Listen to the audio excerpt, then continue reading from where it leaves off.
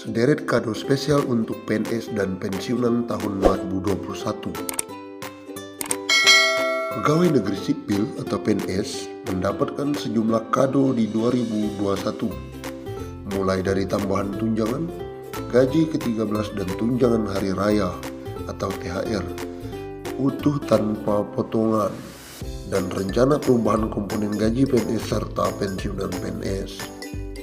Rencananya, pemerintah memang akan merombak sistem dana pensiun atau DAPEN. Para abdi negara dari skema PSU menjadi puli pundit. Berikut beberapa tunjangan yang akan didapatkan PNS dan pensiunan. 1. Tambahan tunjangan. Ada 4 jabatan fungsional yang mendapat tambahan tunjangan, yaitu Pembina Teknis Pembendaharaan Negara, Analis Pengelolaan Keuangan APBN, Analis Pembendaharaan Negara, dan Pranata Keuangan APBN. Dasar hukum tunjangan tersebut diatur dalam Perpres Presiden Nomor 3 Tahun 2021, Perpres Nomor 4 Tahun 2021, Perpres Nomor 5 Tahun 2021, dan Perpres Nomor 6 Tahun 2021. Pegawai negeri sipil yang diangkat dan ditugaskan secara penuh dalam jabatan fungsional Pembina Teknis Pembendaharaan Negara diberikan tunjangan Pembina Teknis Pembendaharaan Negara setiap bulan.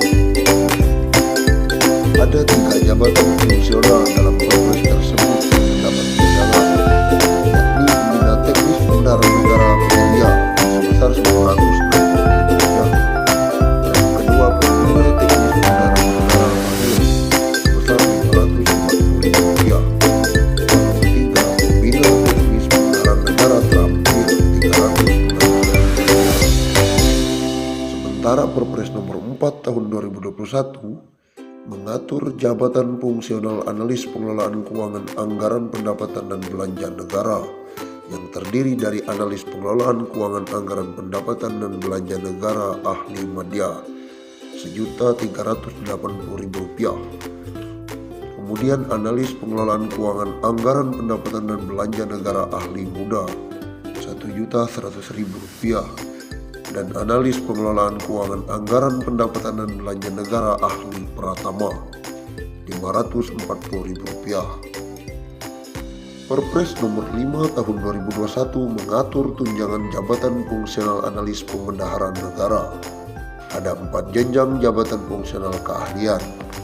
1. Analis Pembendaharaan Negara Ahli Utama Rp2.025.000. 2. Analis Pembendaharaan Negara Ahli Madya Rp1.380.000.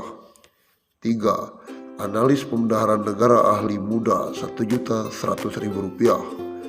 Dan yang keempat, Analis Pembendaharaan Negara Ahli Pertama Rp540.000. Perpres Nomor 6 Tahun 2021 mengatur tunjangan jabatan fungsional Pranata Keuangan Anggaran Pendapatan dan Belanja Negara. Ada 3 jenjang jabatan fungsional keterampilan, yakni Pranata Keuangan Anggaran Pendapatan dan Belanja Negara Penyelia Rp960.000. Kemudian Pranata Keuangan Anggaran Pendapatan dan Belanja Negara Mahir Rp540.000, serta Pranata Keuangan Anggaran Pendapatan dan Belanja Negara Terampil Rp360.000. Tahun ini pemerintah memastikan gaji termasuk gaji ke-13 dan THR diberikan utuh meskipun masih dalam situasi pandemi COVID-19. Di saat gaji dan pendapatan sejumlah pekerjaan terdampak corona, hal tersebut tidak berlaku bagi PNS dan pensiunan. Direncanakan pemberian THR dan gaji ke-13 dalam tahun 2021 secara full, kata Direktur Jenderal Anggaran Kementerian Keuangan Askoladi. Menurutnya, anggaran untuk THR dan gaji ke-13 sudah dimasukkan dalam Anggaran Pendapatan dan Belanja Negara atau APBN 2021. Oleh karenanya, ini diharapkan bisa membantu para PNS untuk tetap melakukan belanja. Saat ini rencananya sama dengan kebijakan sebelum COVID-19. Nanti akan dilakukan monitoring implementasi di 2021 sebelum dilaksanakan, kata Kaskolani. Kebijakan THR dan gaji ke-13 PNS sudah tercantum di dalam Undang-Undang APBN tahun 2021 dan masuk di dalam alokasi yang telah diperhitungkan di dalam alokasi dasar formula untuk daerah, yakni daerah dana alokasi umum atau DAU daerah. Adapun total DAU termasuk di dalamnya komponen gaji 13 dan THR sebesar 390,2 triliun. DAU sebagaimana dimaksud pada ayat 12 telah memperhitungkan formasi calon pegawai negeri sipil daerah, pegawai pemerintah dengan perjanjian kerja, gaji ke-13 dan tunjangan hari raya.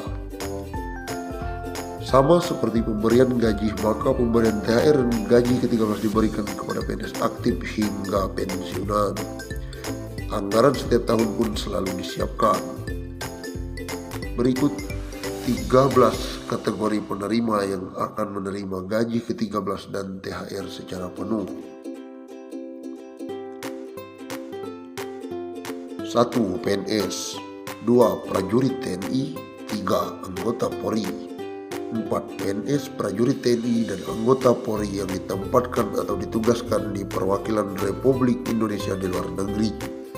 5. PNS, prajurit TNI, dan anggota Polri yang ditugaskan di luar instansi pemerintah, baik di dalam maupun di luar negeri yang gajinya dibayar oleh instansi induknya. 6. PNS, prajurit TNI, dan anggota Polri penerima uang tunggu. 7. Penerima gaji terusan dari PNS, prajurit TNI, atau anggota Polri yang meninggal dunia, tewas, atau gugur. 8. Penerima gaji dari PNS, prajurit TNI, atau anggota Polri yang dinyatakan hilang.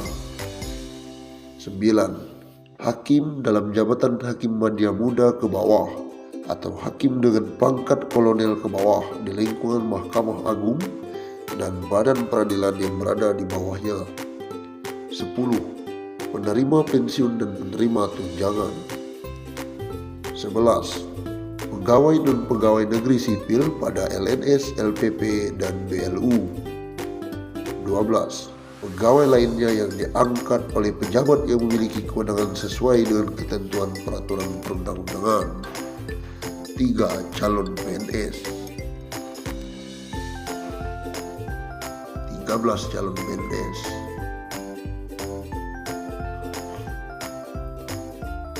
Pemerintah pun berencana merombak komponen gaji. Hal itu saat ini sedang dibahas oleh kementerian atau lembaga terkait melalui koordinasi Badan Kepegawaian Negara. Penghasilan PNS ke depan yang sebelumnya terdiri dari banyak komponen disederhanakan menjadi hanya terdiri dari komponen gaji dan tunjangan.